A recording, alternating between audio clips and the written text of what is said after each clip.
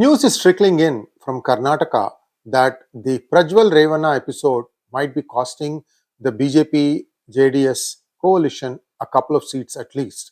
Well, why did the BJP not point out the problems that the Congress party's Shahzada, Mr. Rahul Gandhi, had in terms of what happened on December 2006 in an Amethi guest house involving a daughter of a Congress worker? This story, as well as one against Ahmed Patel, both were hushed up, and I will walk you through how this happened. But my question to all the BJP people is, you guys knew this story. If you look at the references, these stories have been around for 15, 16, 18 years. It's not something new. Why did you not jump on this? Why did you not take on the Shahzada straight on his face and tell him to explain where is Sukanya Devi? Well, this is where I don't understand the Indian politics. They are deliberately allowing somebody to get away with something that they did, which was much worse than what somebody else has done. I can tell you today with conviction, guys, once the election finishes, all those women who accused Prajwal Revanna and Revanna, somewhere some settlement will be done and nobody is going to go to jail on this.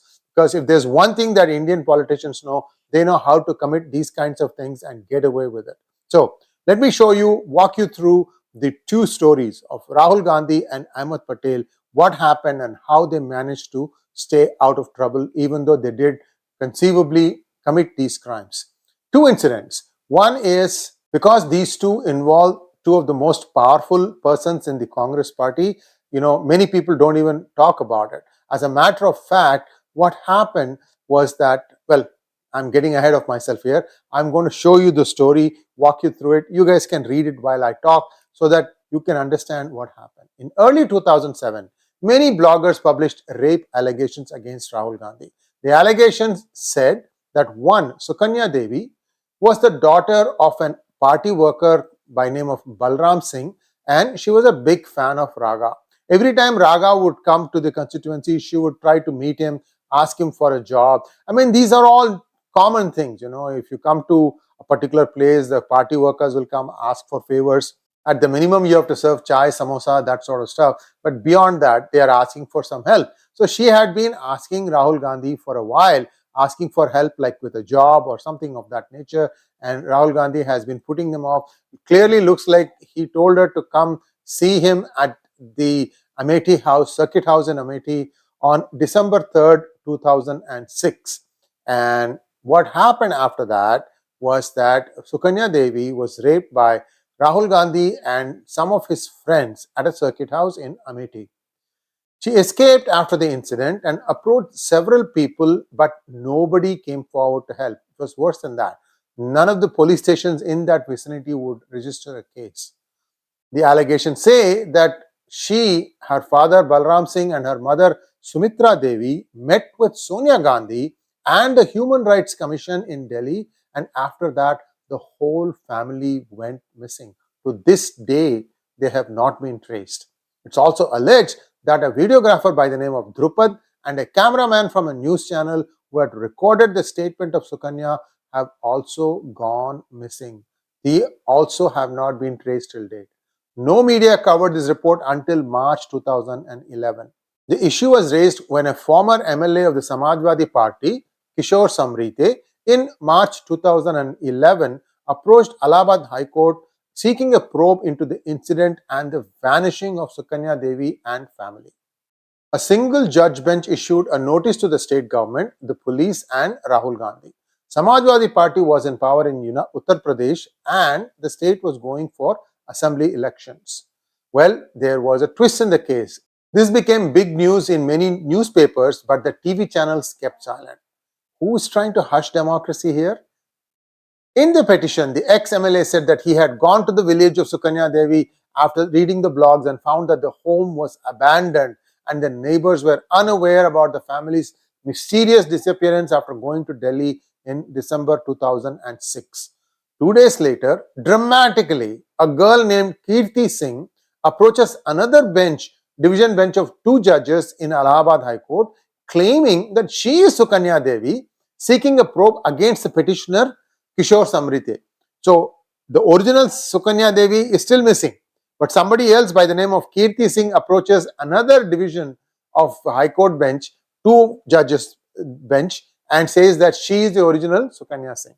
She said that the Sukanya Devi mentioned in the petition is her, and that this was being done by Samriti just to malign her modesty. The interesting thing here is this 2-judge bench didn't even bother to hear the other side. They just ordered a CBI probe to all the blogs carrying rape allegations and conspiracy angles behind such report. It also imposed, interestingly, a fine of 50 lakhs on 𝗤𝙯𝘀𝗻. Interestingly, by this surprising order, the first bench summon against RaGa became null and void. How can this happen? You're talking about the same High Court. It's not like, High Courts located 2 states apart or something like that. And the single bench order completely got overruled by this one. Well, within a week, 𝗤𝙯𝘻𝗻 is not going to give up. He approached the Supreme Court against the Allahabad High Court order. The Supreme Court gave a stay on the division bench of Allahabad High Court order and started hearing the case in mid-2012. But all of a sudden, 𝗤𝙯𝘻𝗻 retracted his complaint and said that he didn't have knowledge of the incident and that he was forced to give this petition by none other than his bosses Mulayam Singh and Akhilesh Yadav.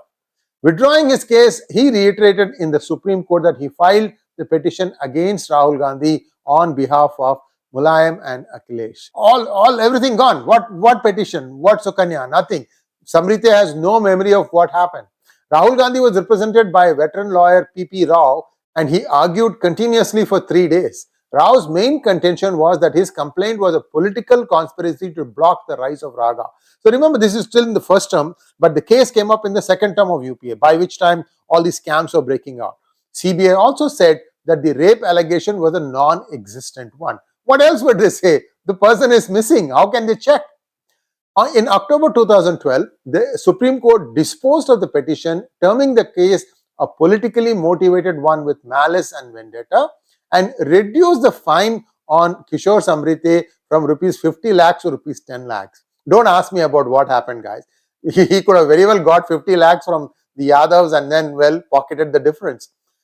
These things happen. Not saying it happened, though. What caused 𝗤𝙯𝘻𝗻 to make a U-turn in the Supreme Court?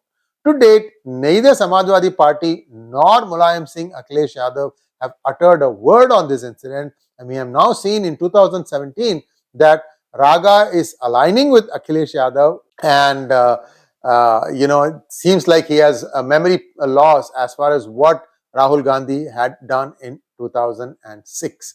The complete truth of this incident is not yet out, as politics is a game of gives and takes. In fact, there is another story that we have covered in P Gurus, where the Congress actually blackmailed the Yadavs, Mulayam Singh and others, into doing something for them, and that's the story for a different day. Today we are talking about allegations against 2 big stalwarts in the Congress party, Rahul Gandhi, and now we come to the case of Ahmed Patel.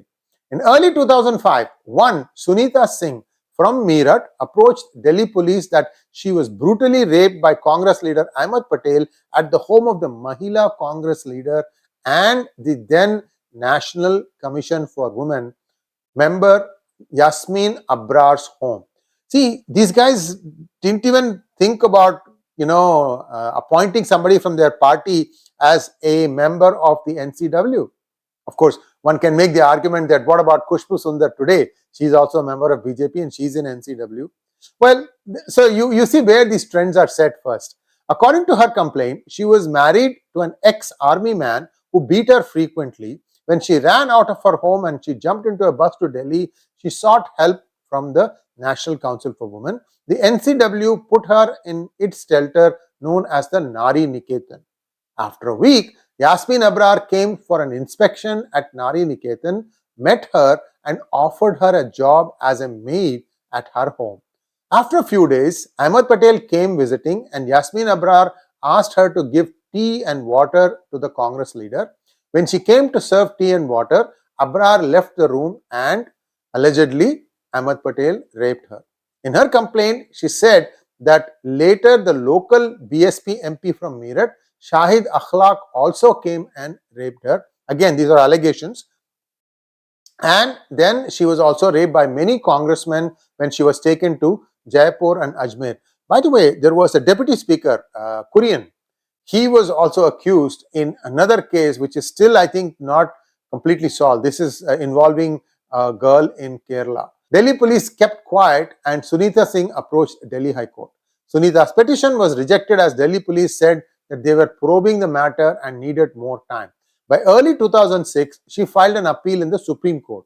But during the case, due to some settlement, she applied to correct her petition. In the corrected petition, she withdrew all men's names, including Ahmed Patel. She only mentioned that they were white-dressed or khadi-dressed men. At a later stage in Supreme Court, by the end of 2006, she withdrew her appeal too. So everybody is now clean, as pure as driven snow. So this is what happens, guys. These allegations, unfortunately, do make an impact in the voters' mind and have a short-term setback for one party or the other.